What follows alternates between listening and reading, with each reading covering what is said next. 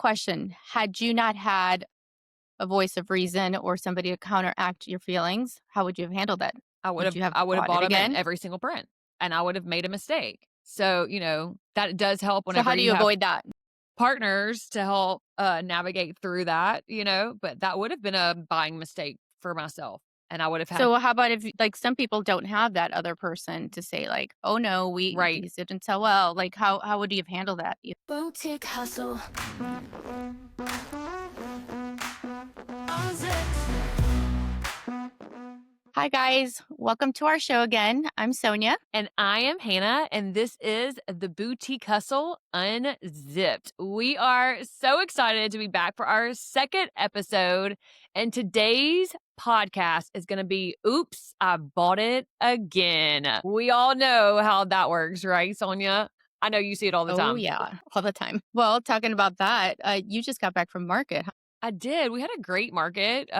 Lots of good new brands that we were able to pick up. Lots of repetitive finds per usual.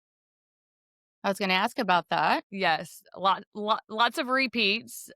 It's like, what do you think? Do you think like every 3 to 5 years some of the styles change? Like how consistent is that on your side of things? When you do what I do for a living, where I'm walking every showroom daily, sometimes I'm in a showroom twice, 3 times a day. Right. I'll go out to appointments and visit the vendors that don't have showrooms here. It seems a lot more often than that. I can't even imagine. Sorry. I get so overwhelmed at market because I'm like, okay, did I just see that like 500 times between then and there? But So if you think you saw it 500, I've probably seen it 5,000. exactly. Or it feels like I have. No lie about that. I know I actually ran into one of our friends. She's a boutique owner here in town. And we were talking, we were like, it's like you find some good stuff, but then there's so much repetitive things. It's kind of frustrating at times, So it's definitely one of those things that, oops, I bought it again is a real thing. And you literally have to be so mindful of what you're bringing back into your store that absolutely did not work last season. How do you coach your clients like me on repetitive buys, which we have to coach you too to let you know what works and what doesn't work? Sometimes the vendors tell us that they've reordered, recut, and all the things. So it seems as though it's working for everybody else, but it doesn't necessarily mean that it's going to work for yourself. I know. And with that, sometimes it's like, oops, I had to buy it again. Right. Like I was forced to. Everywhere again. I was forced to buy it again. I was forced to buy it again, then I was forced to put it on sale again. Just like that. Yes. And just in another color. Exactly. Yeah. No, yeah. Definitely the feedback from my clients is important because if it didn't work the first time, why are we doing it again? Now, with that said, it doesn't mean that it can't work the second time around. Yeah. Because it could be a timing issue. Correct. I know that social media changes trends a lot. So true. But Influencers. your as well. data does not lie. Exactly. But your data does not lie. And if you're trying to force feed a garment into your store, there's something you're not paying attention to. I can agree with that as well. I feel like, as buyers, once again, I know we talked about this on the first show, and I'll probably say this all the time. It's like the bright, new, shiny object syndrome. It's like anything that you just think you got to have. You have that FOMO fear of missing out on what everybody else is doing or what seems to be working for the big people, when it's just not always the case for us little guys down here, So it is one of those things that try it, see what the influencer putting out there, listen to your vendors.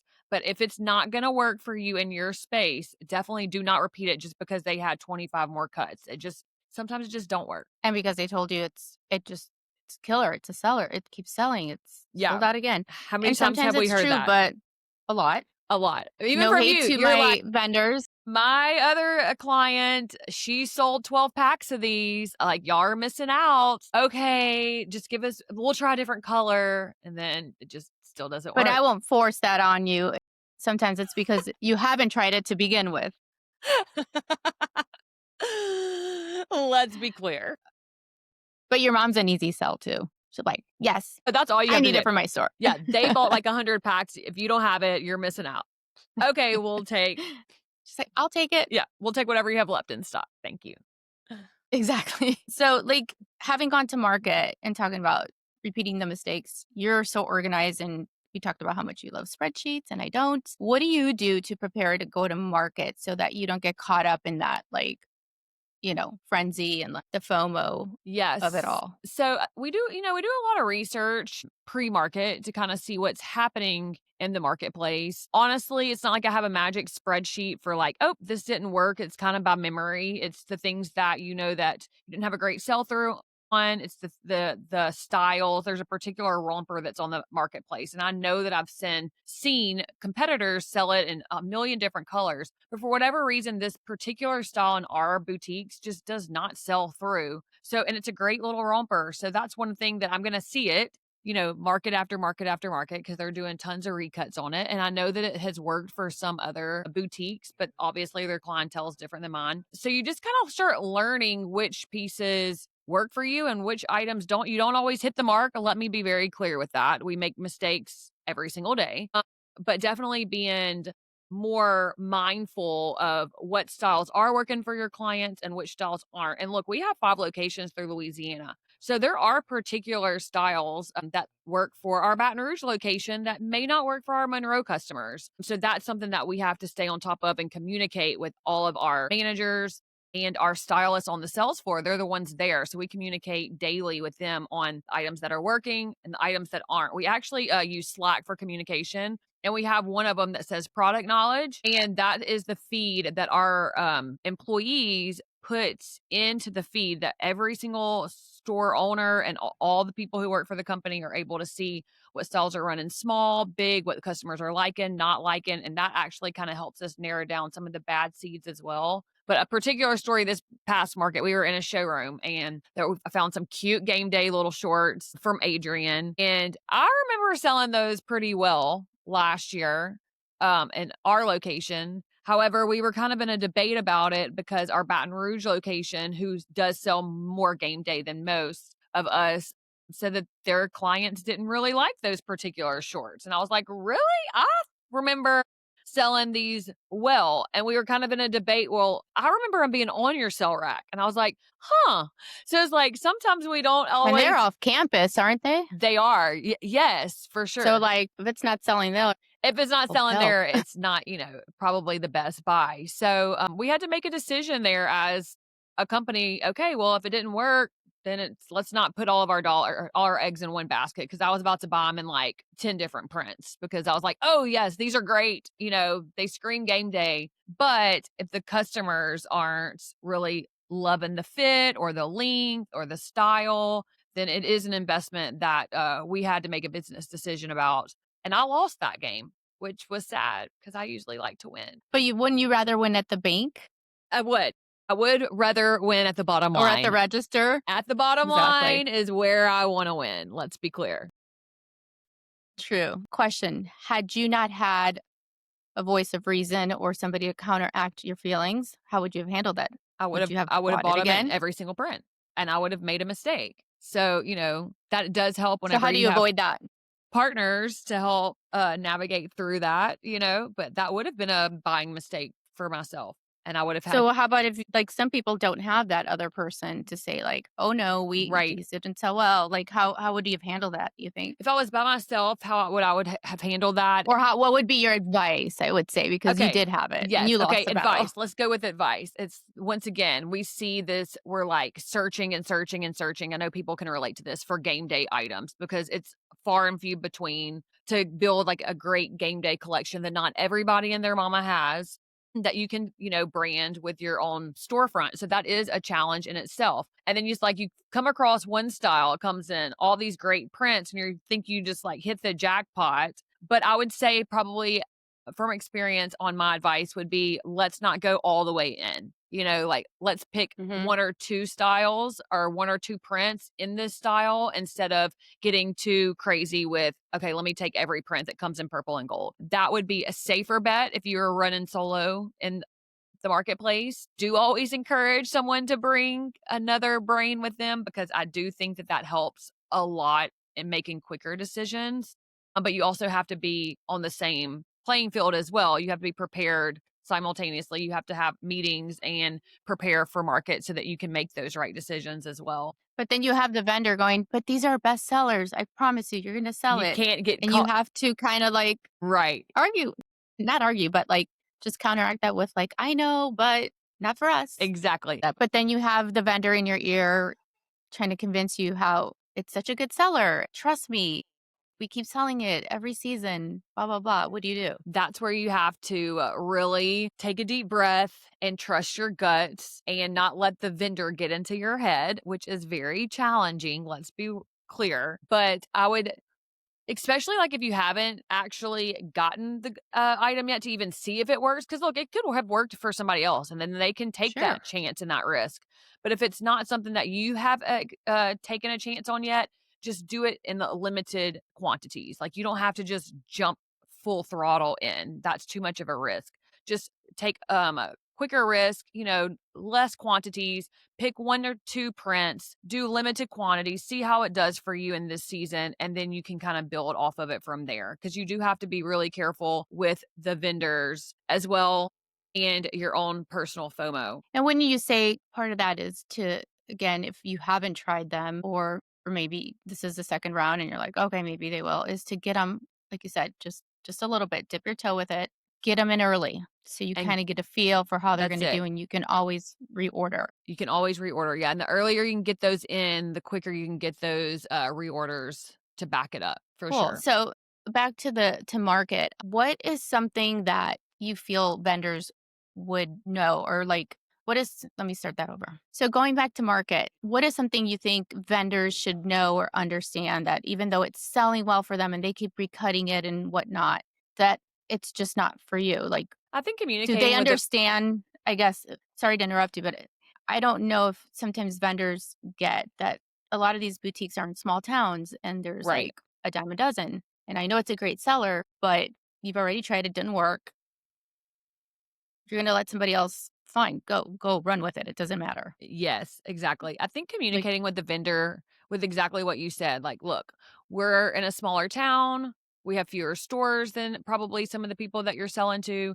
Let me just test this out and try it. And I would rather play small, stay safe, and then I'll do reorders. And I think I think vendors understand that. I think they mhm. would rather that than you get stuck with all these styles and be calling and bitching at them, trying to get them to take it all back. So I feel like just communicating with them so that you can build that vendor relationship as well is just as important. And then that does help you avoid all the red flags and not be so peer pressured if you just really stay control of your brand, your monies, your business, and not let anyone else influence that decision making. Do you have an example of something that, like, say, I bought it again and I effed this up again? I feel like, yes, I'm sure 100%. I think it's more we make some oopsies on styles because you don't try on every last piece. And then sometimes the Mhm, cuts come in different than the way they looked whenever you were purchasing them. But mhm. those are risks you play in this game. I mean, you can't, there's no rhyme or reason. You're not going to hit the jackpot each time. But for me, I think it's more about data and numbers that I would say for Oops, I Did It Again or Oops, I Bought It Again. And a big story for me is back in 2010, 2011, when we were carrying premium denim. So that was back in the True Religion, Seven Jeans, um, days, Ed Hardy days. Remember those Ed Hardy days? Those were the t-shirts, Yeah. but it's like same time period. I related all at the same time. But there was Fidelity. There was just all these different premium denims. And we had just opened our second location, which is the one that I started in Lafayette. And at one time, we had like $150,000 worth of denim in my 1,300 square foot space that made absolutely no sense in the world. Mind you, this was not retail, this was cost. And that is a oops, I did it again situation that I would never want to get myself in again. But over time, we got out of the premium denim. We survived that Not to loss. mention they used to make you buy, like, $5,000 minimums. Oh, I know God. True Oh, Religion God. did, and it Yes. was, like, a lot of denim. It was Although a they were expensive, so I don't know. I mean, it it was a was lot of plenty, but denim. It was a lot of denim. And look, we were Mhm. selling denim at that time. We were selling premium denim was popping off, but not to that extreme. And so once we got out of that hole, it's like I went from all the denim to no denim. You know how you do? It's like you are like you're burnt. So you're like, I'm just not going to do it at all. So I feel like we went through that and then we got back into some denim. And that's when we kind of got into the under 100 denim, which we, do really well with. I think Flying Monkey back in that day was we started Huge. selling those like hotcakes. But it's that's like a fear of mine is to get too invested in denim. But there has been a time where we did it again and we overbought in that one department that we had to climb ourselves out of. But that would probably be my like data story when it's more like numbers, not necessarily styles Mhm. that I remember the most, but I'm sure over the past 15 years, there's been many of styles that we have made the same mistakes over and over again with. Oh, you think? What about you though? Like when you're in your marketplace and, it's the same thing for you. You're showing your clients all the things that you're seeing in downtown LA. So how are you making sure that you're not showing them repeat styles that haven't worked for your clients? Do y'all have a Uh, strategy for that? well, I ask a million questions. So Yeah. if I'm walking with a client, let's say they're in town, I'll be like, "Oh my god, this is such a good seller," and they're like, "Really? Like that didn't work for me." I want to know when, where, how, what vendor, because there are differences. And depending on, the answers to that, I may be a little pushy and say like, "Give it another shot." Like, Yeah. trust me on this one. Because sometimes things, like I said earlier on, it's too early for the style. It's true. And you might have gotten in too late on a style, which is why the data matters. So not just, oh, how many came in and how many did I sell through? It's like, you know, did you get it earlier in the season, mid season, end of the season? How late were you to the game? Like there's so many other factors. What price Yeah. point, what vendor, the quality. There's so many aspects to either preventing making that mistake again or missing out on something that is Thank good. you. So, yeah, I ask a lot of questions, but I also don't push. Like if they're like, "No, absolutely not." And we're like, "Let's go. Move on. Yeah. No worries." There's always something else. And I guess that's the key for me is trying to find what that next thing is and that next thing and that next thing. It's constant. Yeah. I may get a lot of slack for this, but if I never see another midi poplin floral dress in my life, I'd be happy. Same. They're everywhere. They are. I am Every over shape, it every too. print, it's like, Just got all the it. things. And that's one of those Yes. other pieces that just I cannot rock it. I just can't rock it. It's so depressing. But I'm over it too. I'm like, let's move on. Okay, next spring. Let's come up with something new and fresh. I mean, I know it's trendy and I always say God. Unfortunately, my mom passed away many, many years ago. God, she'd be thriving right now because she was Pentecostal and this would have I been right up her alley. I love that. And I would have been like, "Mom, you're so trendy right now." I'm dead. That's so good. So overall, like if we had to like break this down, don't you agree that you just have to have a few little strategies to break that cycle, to break that FOMO, that fear of missing out, and really pay attention to those red flags when things just aren't working. And my go-to, and I'll say it a million and a half times, is have a strategy, go to your reports, make a plan before you go to market so that you can really leverage those decisions so that you don't make those repeat buying mistakes. I think that you can create a do not buy list. I mean, it's not going to be a ton of stuff, but you can just make notes and just have Mhm. that list so that like this type of romper isn't working, that Poplum mini isn't for us anymore. And you can just really make a whole list of what's not working. So the minute you see it, you don't even have to think about it. You can be clear, straightforward with your vendor and say, look, I know you're doing well with it. I did not. So let's move on. I want to see what's Right. new. I agree with you. I think, like, when I go to Magic, which is the only show I truly attend, or not truly, I actually attend, you have to go in with a certain mindset, like, almost like you said, having a plan is super important because it's easy to overbuy. It's easy to, like, again, get excited. Going back to, the oops, I bought it again and the data that you kind of pull to know not to make that mistake. Yeah. A mistake I see happen a lot is where a report's like, "Oh, we got this money in and this money went out." But no one pays attention to the length of time that it took from To that the first sell-through. piece to the sell-through. That's it. And if it took a good minute, Yep.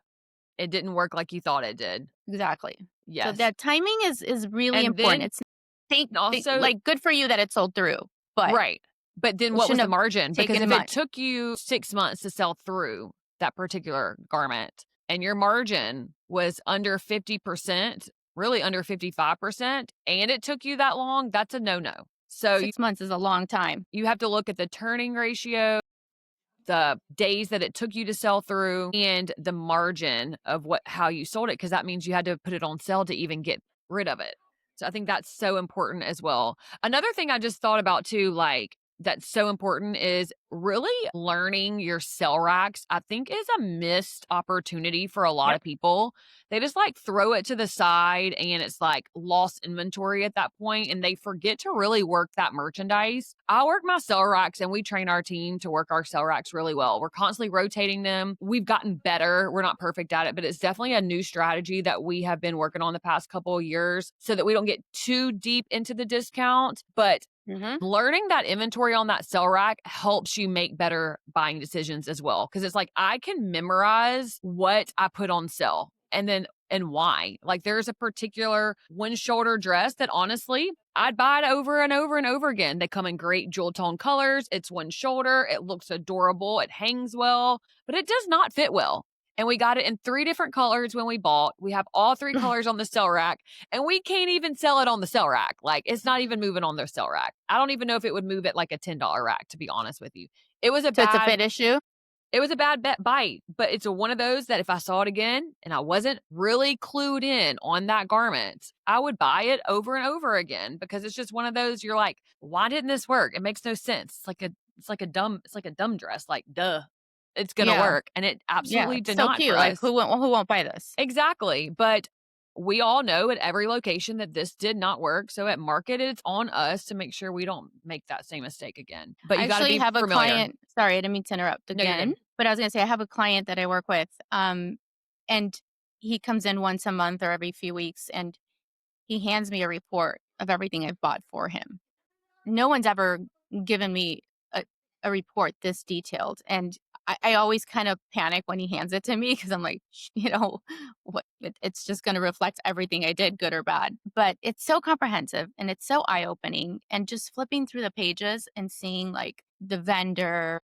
I remember every garment, even though I'm only looking at numbers and serial Right. numbers. I remember just what it is, and it gives me the vendor, the style number, the amount of units that each location received, how many have sold as of the date he printed that report, how many are still left, when it was received, and if it went on sale. And I encourage anybody that can run a report like this to do it, because just seeing it and right there in front of me visually is eye-opening.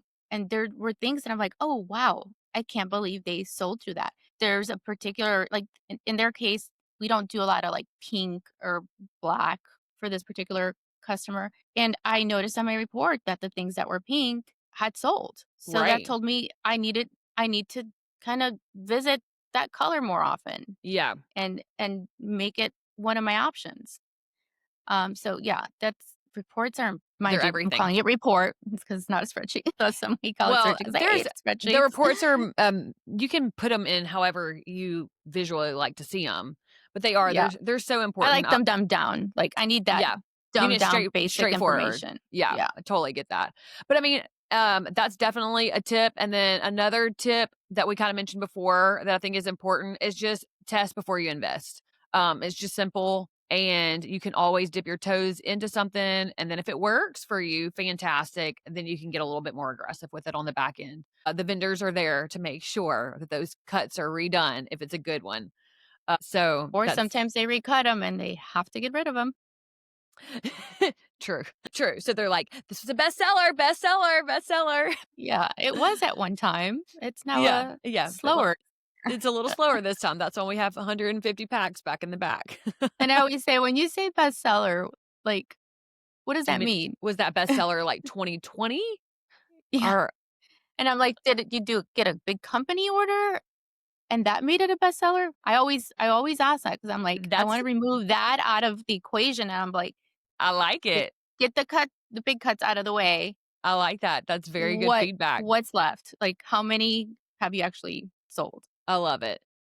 Because Another tip I was just thinking about is even like customer feedback for our boutique owners out there. Like once you do have a piece in, I mean, get those customers out the dressing room, talk to them about what's working. If it didn't work, I think those are the most important questions. Why didn't it work? How was the fit? I'm always even say, we've only seen these on our models. Like, let us know how this is working for you. I think that's so important, because there's lots of bottoms that end up not working more so than right. anything. And Oh so it's yeah. so great to get that customer feedback straight from the dressing room as well. And I think that's an area that I think most of us are afraid to kind of ask because we Yeah, don't, I guess our brain just automatically thinks it's going to be negative or for sure. whatever. But it's like, even if it is not the most favorable feedback, like listen to it, get that. It helps so much. It does. I started doing this 28 years ago. I've lost count. But true story, the first major buy I did for a client gave me $8,000 to spend. I took all my notes, all the requests, everything, and I followed it to the T. I ended up having to return all $8,000 worth of merchandise. Stop it. Oh my gosh. True story. And oh my God, that was like a dagger in my heart. Like, I was like, I suck at this. This is terrible. Like, to come back from that as one of like my first buys was, oh my God, it was so scary. Cause I'm like, all my eggs were in this basket. I was gonna like have this buying company. Mind you, that boutique is still in business, but they've also gone through like 12 buyers. So I've learned that it's not necessarily me. That's it. Uh, And it's not. I mean, I think everybody goes through all of those buying decisions, But it was okay to hear, and I tell for clients now, sure. it's like, I don't design this stuff. Yeah, I Right. may, Yeah. for the few that I do the buying for, like, on my own, please give me the bad, the good, Feedback. the ugly, like, That's it. That's how you the become smarter at what you do too. That's how you learn. If you don't get that feedback from everybody, then you just don't know. You assume that everything's fine. yeah, and I'm all like, I always say, it's way more embarrassing for me for you to see me make a mistake and let me continue to repeat it without you saying something to me. Yeah, Like, save me from myself, you know? exactly. And I'm like, "You're not gonna hurt my feelings. It's fine." Like, Yeah. Well, you learn. yep, exactly. And that's the whole process from where you are to selling to us and then going into the consumer's hands. That's going into their closet. The feedback is just so valuable to keep making the best buying decisions that you possibly can because that is so important at market. But it is one of the hardest things that we do is making the right decisions. It's a risk every single day. We literally play a lottery every day. Yeah, it's gambling. But it's fun. It's a fun It's gamble. fun. It's a fun gamble. Well, thank you Uh, guys. We appreciate. yeah. Let's go back. Okay, well, we can edit that. But well, guys, that's it for today. We hope you enjoyed. Let me go back. Okay, guys, thank you so much for hanging in there with us for today. And just a reminder that even us seasoned buyers make mistakes. And at the end of the day, it's about learning from them That's and it. moving forward. That's it. So glad to be here on our second one, Sonia. It was fun. Another one bites the dust. Oh my God. It's been, guys, It's been real. this We'll is so need much like a harder whole, than it looks. I know. We'll need a whole episode just to talk about how long it's taken us to get to this one. Yeah. And we hope you guys stick this out I with know. us It's because going to be we fun. promise it'll get better. It It'll get more is. fun. But holy Week by crap, week. this is so difficult. It And is. just It is. figuring out what to talk about. She's a mom of three, Only two? two, but you would think I Okay, had like 2. 10 kids. I forget. There's only And just two. with our schedules, it's kind of It's hard to wild. It just is. find the time to do this, but But we're we're doing it. determined and we're going to Yes. do it. And so thanks again. And Yes. So fun. we hope I'm to have excited you here about next next week. week's episode. This was such a Oh, good one yes. you Do tell had. us. Yes, it's going to be fun because I think it's so true. It's going to be about quit stalking and start stalking. All the Instagram FOMO that we all have in this industry. We all know what we're Ooh, talking about. that's We're a going to good get one. down deep and dirty in this episode. So this is going to be fun. I'm excited to see what we chit chat about. Might we be throwing Debbie's name in there somewhere? I mean, there's a good possibility. We might have to ask her to come on this episode. She's good content for this topic. Holy crap. No doubt. I love it. Well, She's fun. She's great.